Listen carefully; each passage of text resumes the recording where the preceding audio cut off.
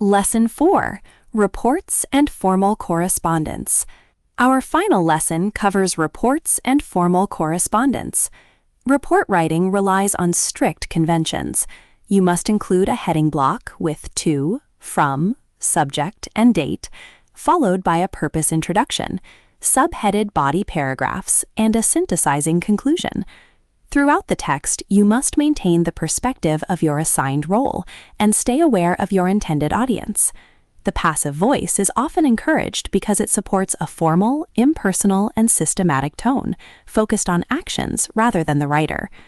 Different reports have different aims. A proposal report outlines aspects of a future plan or course of action, typically seeking approval. An assessment report evaluates the positive and negative characteristics of a situation or plan, and it usually ends with an evaluative judgment or recommendation.